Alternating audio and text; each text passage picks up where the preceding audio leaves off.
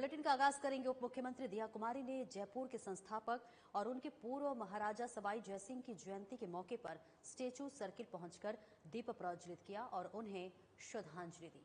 इस मौके पर जयपुर नगर निगम हेरिटेज की महापौर कुसुम यादव भी मौजूद रहीं।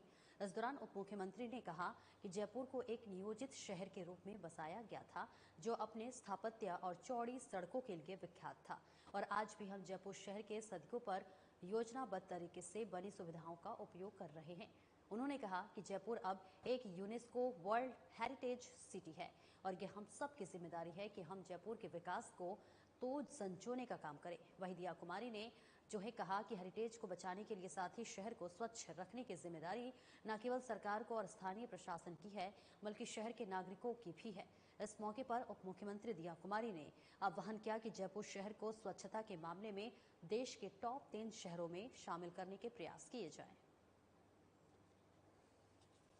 बिल्कुल, जयपुर के संस्थापक जयपुर सवाई जयसिंह जी की आज जन्म जयंती है। सभी को गर्व है और जयपुर जिस तरह से बहुत अच्छी प्लान सिटी के रूप में बना था, बसा था, और जयपुर में पूरे देश से जितने व्यापारी बुलाए थे, अलग अलग कारीगरों को बुलाया था, बिजनेसमैन को बुलाया था, और जिस तरह से जयपुर उस समय बसाया गया था, सबसे बेस्ट प्लान सिटी था। और जिस तरह से वो हमारे जयसिंह जी, सवाई जयसिंह जी एक एस्ट्रोनॉमर थे, एक बहुत बड़े जिस तरह से एक प्लानर होता है, एक एडमिनिस्ट्रेटर होता है, वो उनसे हम सभी को प्रेरणा मिलती है कि उन्होंने उस समय जयपुर की योजना बनाई, जिस तरह से जयपुर को बसाया। आज भी हम देखते हैं जयपुर वर्ल्ड सिटी परकोटे में जिस तरह से नालियां हैं, सीवरेज है, जिस तरह से सड़कें चौड़ी हैं, वो अभी भी एक उदाहरण के रूप में हम सभी के लिए कि उस समय उस प्लानिंग से उन्होंने जयपुर को बसाया। सभी को सीख मिलती है। और जिस तरह अभी जयपुर जो है, हमारा जो हमारी विरासत है, हमारा हेरिटेज है, हमारी संस्कृति है, इन सभी चीज़ों को आगे बढ़ाने के लिए इन सभी में नागरिकों को अपनी भागीदारी रखनी चाहिए। प्रशासन है, सरकार है, ये सब तो कर ही रहे हैं अपना, लेकिन जो नागरिकों का भी एक रिस्पॉन्सिबिलिटी है, उनका भी एक, मैं मानती हूँ, जिम्मेदारी है, जो जिम्मेदारी उनको भी निभानी चाहिए। हम सब मिलकर काम करें, जयपुर को सुंदर बनाए रखें, स्वच्छ बनाए रखें। और मैं बिल्कुल हमारी महापौर से भी कहना चाहूँगी कि जयपुर को स्वच्छ बनाने के लिए सफाई पे विशेष ध्यान रखा जाए, और जो वर्ल्ड सिटी है उस पे भी इस बार जो सरकार ने बजट भी एलोकेट किया है, तो इस बार परकोटे पे भी ध्यान रखा जाएगा कि यहाँ भी और सुंदर बने हमारा परकोटा। लेकिन ये आपसी सहयोग से बनेगा। जितना कि सरकार करेगी, उतना ही नागरिकों को भी करना होगा।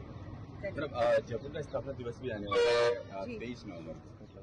बिल्कुल, उसके लिए भी सबको बहुत बहुत शुभकामनाएं। मैं यही कहना चाहूंगी कि हमारा जयपुर इतना सुंदर है, लेकिन इसको और भी सुंदर बनाने की जिम्मेदारी आप लोग भी अपनी जिम्मेदारी रखें और जिम्मेदारी निभाएं। और हम लोग भी, सरकार, प्रशासन मिलकर भी बहुत जयपुर को और आगे बढ़ाने के लिए एक world class tourist city, UNESCO world heritage site है जयपुर। बहुत गर्व की बात है हम सभी के लिए, लेकिन इसको और अच्छा बनाना, इसको स्वच्छ बनाना, ये भी जो मुझे लगता है कि जो हमारी स्वच्छता वाली जो लिस्ट आती है हर साल, उसमें जयपुर को भी हम लोगों को टॉप 3 में लाना है ना। ये हमारा होना चाहिए, एक गोल होना चाहिए कि हमको जयपुर को। उप मुख्यमंत्री दिया कुमारी ने खियोसर उपचुनाव में भारतीय जनता पार्टी को जिताकर कमल खिलाने का आह्वान किया। वे खियोसर में एक दीपावली मिलन समारोह में उपस्थित जन समूह को संबोधित कर रही थी। उप मुख्यमंत्री दिया कुमारी ने कहा कि राजस्थान में अब डबल इंजन की सरकार है और मुख्यमंत्री भजन लाल शर्मा के नेतृत्व में विकास की कड़ी से कड़ी जुड़ चुकी है और अब खियोसर की कड़ी भी जोड़ने का समय आ गया है। इस मौके पर कैबिनेट मंत्री गजेंद्र सिंह खीमसर, सुरेश रावत, राज्य मंत्री मंजू बाघामार और विजय सिंह चौधरी, विधायक केसाराम चौधरी, अतुल भंसाली, आदुराम मेघवाल, बीजेपी प्रत्याशी रेवत राम डांगा, नागौर जिला अध्यक्ष राम निवास सांखला और प्रदेश प्रवक्ता अशोक सैनी भी उपस्थित रहे। वहीं उप मुख्यमंत्री ने बीजेपी प्रत्याशी रेवत राम डांगा के समर्थन में अपील करते हुए कहा कि ये बहुत जरूरी है कि खियोसर में भी ऐसा विधायक बने कि जनता के सारे काम तुरंत हो और खियोसर किसी भी मायने में पीछे नहीं रह जाए। उन्होंने कहा कि इसके लिए बीजेपी का विधायक बनना बहुत जरूरी है और आप मतदाता के रूप में बीजेपी को अपना समर्थन दें।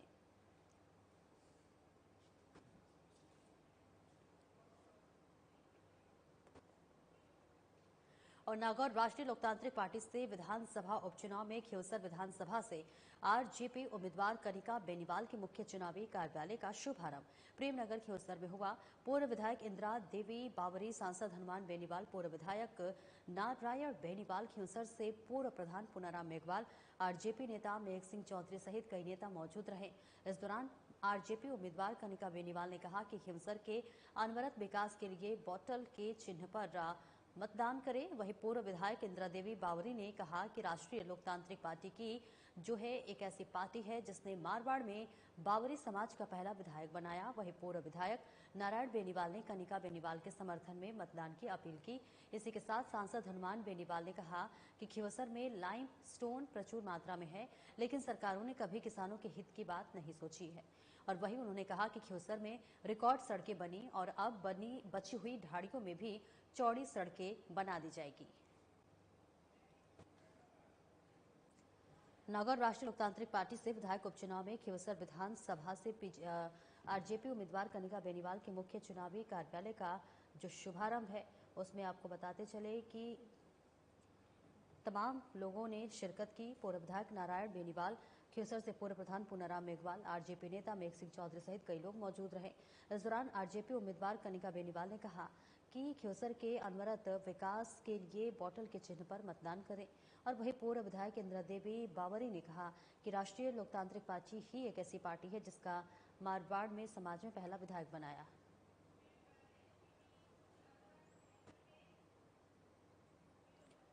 और राजस्थान विधानसभा अध्यक्ष वासुदेव देवनानी 4 देशों की यात्रा पर जाएंगे। और आपको बता दें कि देवनानी सोमवार रात 4 नवंबर को दिल्ली से दोपहर 2 बजे ऑस्ट्रेलिया के लिए रवाना होंगे। इस दौरान देवनानी ऑस्ट्रेलिया में आयोजित राष्ट्रमंडल संसदीय संघ के 67वें सम्मेलन में राजस्थान का प्रतिनिधित्व करेंगे। राष्ट्रमंडल संसदीय संघ की बैठक ऑस्ट्रेलिया में 5 से 8 नवंबर तक होगी। देवनानी ऑस्ट्रेलिया में सम्मेलन में भाग लेने के बाद राष्ट्रमंडल संसदीय संघ की पोस्ट कॉन्फ्रेंस स्टडी टूर के सहित इंडोनेशिया, सिंगापुर और जापान में जाएंगे। इसी के साथ देवनानी 20 नवंबर को दिल्ली वापस लौटेंगे। इस अध्ययन यात्रा के दौरान देवनानी इन देशों में भारत के राजदूतों से मुलाकात करेंगे।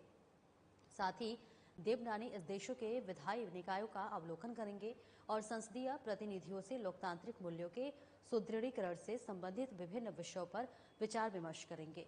इस अध्ययन यात्रा से राजस्थान विधानसभा की कार्यप्रणाली को नई दिशा मिलेगी।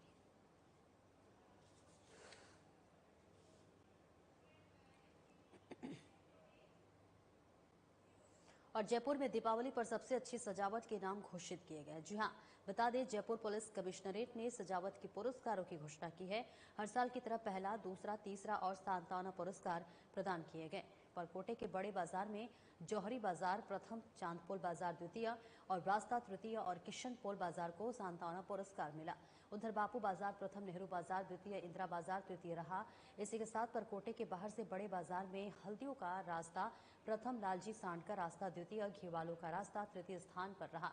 जबकि सरकारी भवनों में जोरावर सिंह गेट को प्रथम पुरस्कार मिला। वहीं एसएमएस मेडिकल कॉलेज को सजावट में प्रथम पुरस्कार मिला, जेडीए को द्वितीय और जयपुर ग्रेटर निगम को तृतीय पुरस्कार मिला।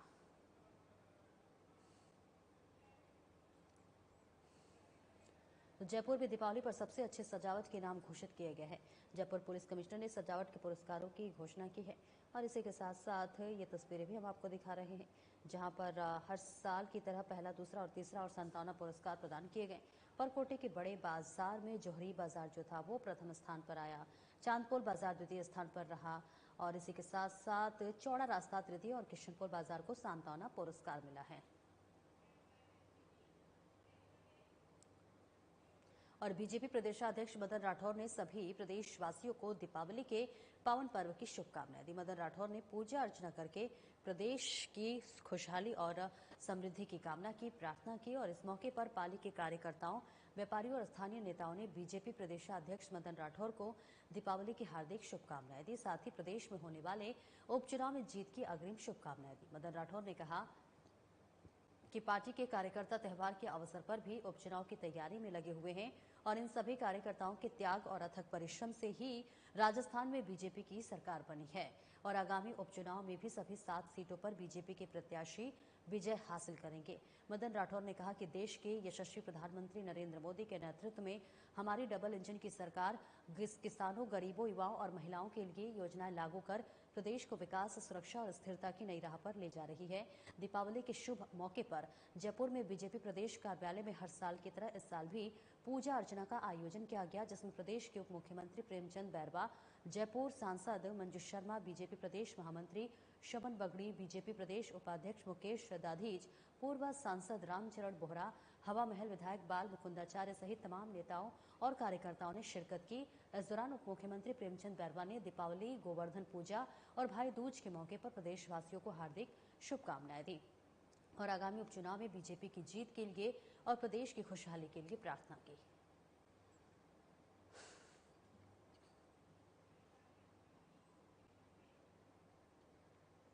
राजस्थान सरकार के कैबिनेट मंत्री और झोटवाड़ा के लोकप्रिय विधायक कर्नल राज्यवर्धन राठौर ने आज गोवर्धन पूजा के पावन मौके पर स्वामी नारायण मंदिर में ठाकुर जी के दर्शन कर आशीर्वाद प्राप्त किया और महाआरती में शामिल हुए।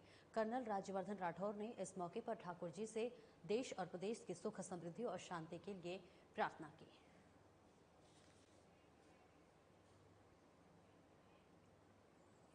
और प्रधानमंत्री नरेंद्र मोदी और कांग्रेस अध्यक्ष मल्लिकार्जुन खड़गे के बीच चले बार पलटवार में अब राजस्थान के पूर्व सीएम अशोक गहलोत भी शामिल हो गए हैं। गहलोत ने केंद्र सरकार पर जनता से वादा खिलाफी का आरोप लगाया है। गहलोत ने ट्विटर पर लिखा, राजस्थान में बीजेपी सरकार ने कांग्रेस सरकार की सभी योजनाओं को बंद कर दिया या कमजोर कर दिया, जिससे जनता में तीखी प्रतिक्रिया हो रही है। आपको राजस्थान के लोगों के बीच एक अध्ययन करवाना चाहिए ताकि पता चल सके कि हमारे घोषणा पत्र के अनुसार लागू की गई कांग्रेस सरकार की योजनाओं को बंद करने के कारण लोगों में कितनी पीड़ा है। ऐसे में प्रधानमंत्री को इस तरह का बयान देते देखना बहुत दुखद है।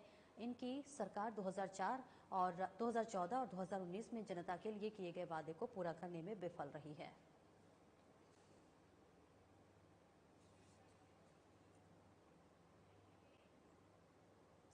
और कांग्रेस सरकार से बने जिलों के रिव्यू के लिए जो है बनी मंत्रियों की कमेटी ने काम लगभग पूरा कर लिया है।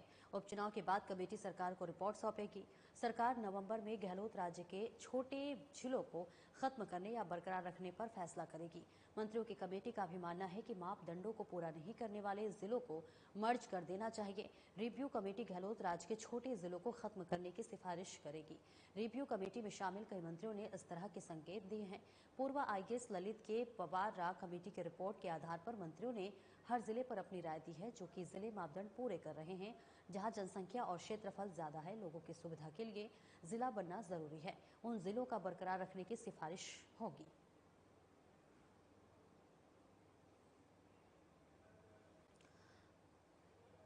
तो जिलों के रिव्यू के लिए काम पूरा हो चुका है। उपचुनाव के बाद कमेटी जो है सौंपेगी रिपोर्ट, जहां 5 से 6 छोटे जिले खत्म होने का लगभग तय माना जा रहा है। देखिए, कांग्रेस सरकार में बने जिलों के रिव्यू के लिए बनी मंत्रियों की कमेटी के काम जो है वो लगभग पूरा कर लिया गया है। तस्वीरें भी हम आपको दिखा रहे हैं, जहां छोटे जिलों को खत्म करने या बरकरार रखने का फैसला होगा। क्या कुछ होगा ये तो वक्त बताएगा। फिलहाल मंत्रियों की कमेटी का भी मानना है कि मापदंडों का पूरा नहीं करने वाले जिलों को मर्ज कर देना चाहिए। रिव्यू कमेटी गहलोत राज्य के छोटे जिलों को खत्म करने की सिफारिश होगी। रिव्यू कमेटी में शामिल कई मंत्रियों ने इस तरह के संकेत दिए हैं।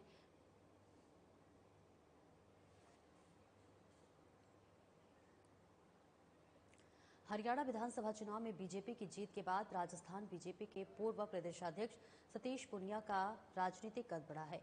वे जब भी जयपुर में रुकते हैं, बड़ी संख्या में लोग मिलने पहुंचते हैं। राजस्थान की राजनीति में उनकी नई भूमिका को लेकर भी चर्चा होने लगी है। इन तमाम सवालों के जवाब देते हुए सतीश पूनिया ने कहा कि गोविंद सिंह डोटासरा हरियाणा भी आए थे, वहां भी गमछा हिलाया था और राजस्थान में भी गमछा हिला रहे हैं, मिला कुछ भी नहीं। इसलिए मुझे लगता है कि वह इस तरह की डांसिंग एक्ट की जगह संगठन को ठीक करते तो ज्यादा बेहतर होता।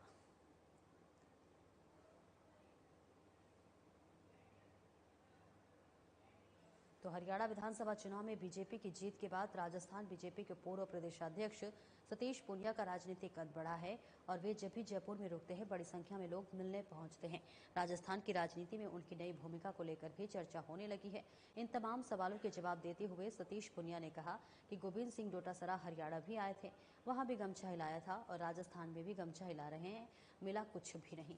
इसलिए मुझे लगता है कि इस तरह के डांसिंग एक्ट की जगह जो है संगठन को ठीक करते तो ज्यादा बेहतर होता। तो देखिए एक तरह से तंज कसते हुए नजर आ रहे हैं। जयपुर से तस्वीरें आपको दिखा रहे हैं जहां सतीश पूनिया का जो राजनीतिक कद है वो लगातार बढ़ता हुआ नजर आ रहा है, जिस पर पूनिया का ये बयान भी सामने आया है। डोटासरा ने गमछा घुमाया और मिला कुछ भी नहीं और इसी के साथ उन्होंने कहा कि डांस की जगह संगठन ठीक करे तो ज्यादा बेहतर होता।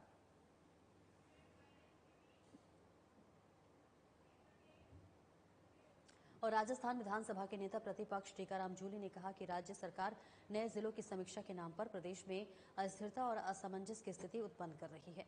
अपनी नाकामी छिपाने के लिए भजनलाल सरकार नए जिलों में कटौती के मंसूबे बना रही है। जूली ने कहा कि नए जिलों और संभागों का मुद्दा अत्यंत संवेदनशील है और प्रदेश के दूरगामी हितों से जुड़ा हुआ है।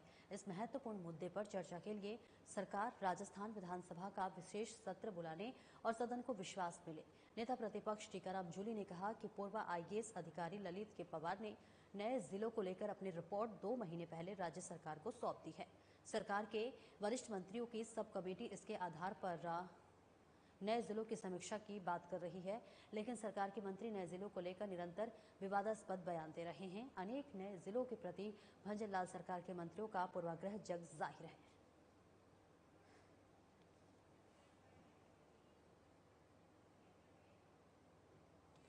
हरियाणा बीजेपी प्रभारी और बीजेपी राजस्थान के पूर्व प्रदेश अध्यक्ष डॉक्टर सतीश पूनिया ने दीपावली गोवर्धन पूजा के पर्व पर जयपुर में श्री राधा गोविंद देव जी के दर्शन कर प्रदेश एवं देश की खुशहाली की कामना की है।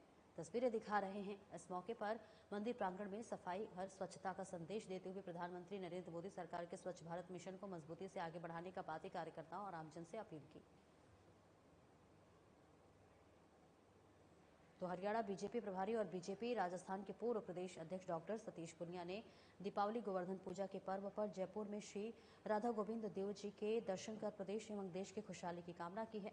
इस मौके पर मंदिर प्रांगण में सफाई कर स्वच्छता का संदेश देते हुए प्रधानमंत्री नरेंद्र मोदी सरकार के स्वच्छ भारत मिशन को मजबूती से आगे बढ़ाने का पार्टी कार्यकर्ता और समाज आमजन से अपील की है।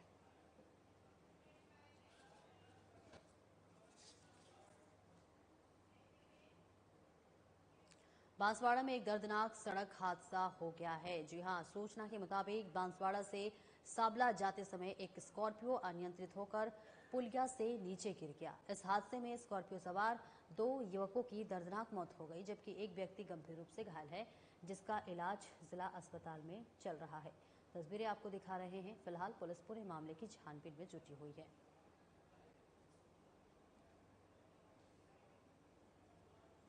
बांसवाड़ा में तस्वीरें दिखा रहे हैं जहां दर्दनाक हादसा हुआ है।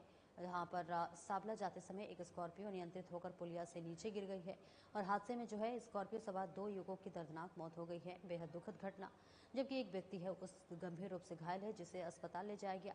हालांकि उसका इलाज चल रहा है। फिलहाल पुलिस जो है वो पूरे मामले में छानबीन जुट रही हुई है और ये भी पता लगाने की कोशिश कर रही है कि आखिरकार क्या कुछ कारण रहा जिसकी वजह से स्कॉर्पियो अनियंत्रित हो गया। क्या वहां पर टूटी फूटी सड़क थी या फिर तेज रफ्तार में गाड़ी चल रही थी?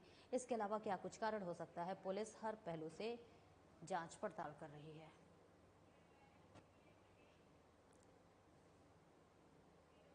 पीपलखूट के बोरखेड़ा गांव में उस समय अफरा तफरी मच गई जब एक व्यक्ति के घर में पैंथर घुस गया और घर के एक कोने में जाकर बैठ गया। बता दें कि ग्रामीणों की आवाज सुनकर भी पैंथर कोई मूवमेंट नहीं कर रहा था। इस घटना की सूचना ग्रामीणों ने वन विभाग को दिया। घटना की सूचना मिलते ही मौके पर पहुंची वन विभाग की टीम ने पैंथर को रेस्क्यू करने में जुट गई है, जिसका वीडियो सोशल मीडिया पर जमकर वायरल हो रहा है।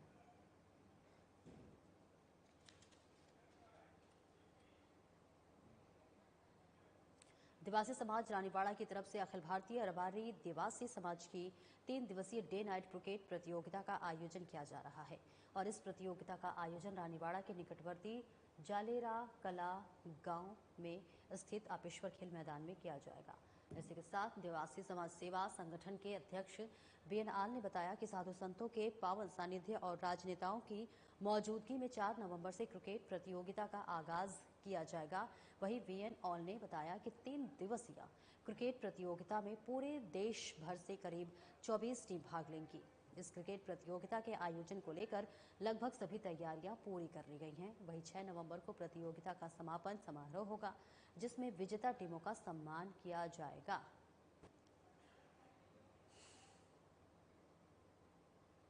और 5 और 6 नवंबर को जालेरा कल्ला ऑफिसर स्टेडियम के अंदर रानीवाड़ा आदिवासी समाज के द्वारा आयोजित अखिल भारतीय रबारी समाज का क्रिकेट टूर्नामेंट आयोजित होने जा रहा है। उसके अंदर समग्र राजस्थान, गुजरात और हरियाणा से लगभग 24 टीमें भाग ले रही है। कार्यक्रम में कौन कौन पहुंचेंगे, कौन कौन राजनेता को आमंत्रित आप लोगों ने किया? कार्यक्रम में सर हमारे समाज के वरिष्ठ नेताओं के अलावा और भी 36 कौमों के जो आगेवान है, जन चहेता नेता है, समाज सेवी है, समाज अग्रणी है, और सबको हमने आमंत्रित किया है। वे पधारेंगे और हमें सेवा करने का मौका अवसर प्रदान करेंगे। हम उसके लिए बड़ी तैयारियों के साथ तैयार है। कार्यक्रम को लेकर तैयारियां किस तरह से की जा रही है? कार्यक्रम को लेकर लगभग पिछले 1 महीने से तैयारी चल रही है। सभी कार्यकर्ता मैदान पर 1 महीने से पिछले तैयारियां कर रहे हैं और बहुत जोरों से साफ सफाई वगैरह सब इंतजाम कर रहे हैं। कितनी टीमें भाग लेंगी? कुल 24 टीमें भाग ले रही है, गुजरात, राजस्थान और हरियाणा से।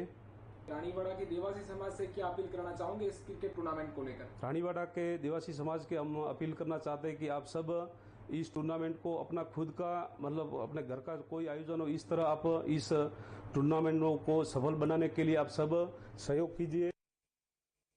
और धौलपुर पुलिस ने खाद्य विभाग से उलट मिलावटखोरों के खिलाफ बीते 24 घंटे में एक साथ कई जगह छापेमार कार्रवाई की है।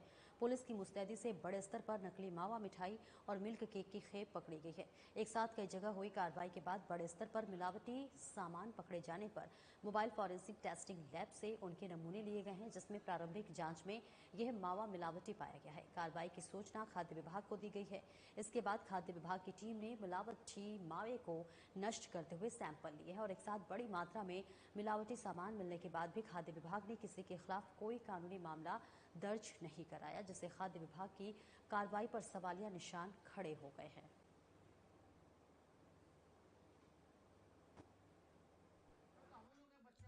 दीपावली के त्योहार को देखते हुए पूरे राज्य में शुद्ध आहार एवं मिलावट पर वार अभियान संचालित है। इसी क्रम में धौलपुर जिले में लगातार 8 अक्टूबर से कार्रवाई की जा रही है।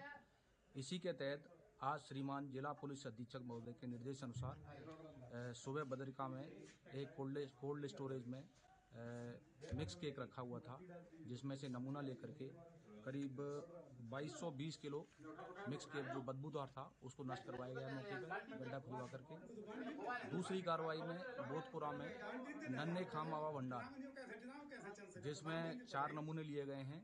एक नमूना मावा का, एक मिश्रित दूध का और एक क्रीम का नमूना लिया गया है और एक अपना इसका घी का नमूना लिया गया है। 170 किलो घी को सीज किया गया है संदेह के आधार पर और करीब 1400 किलो मावा जो मोबाइल फूड टेस्टिंग लेबोरेटरी जो हमारे साथ चल रही है उसकी जांच में रिफाइंड की पुष्टि हुई है, उसको नष्ट करवाया जा रहा है। और बांसुर कस्बे के पुराने अलवर स्टैंड पर ब्यूटी पार्लर की दुकान का मामला है, जहां पार्लर की दुकान के बाहर बाइक खड़ा करने को लेकर मारपीट का मामला सामने आया है।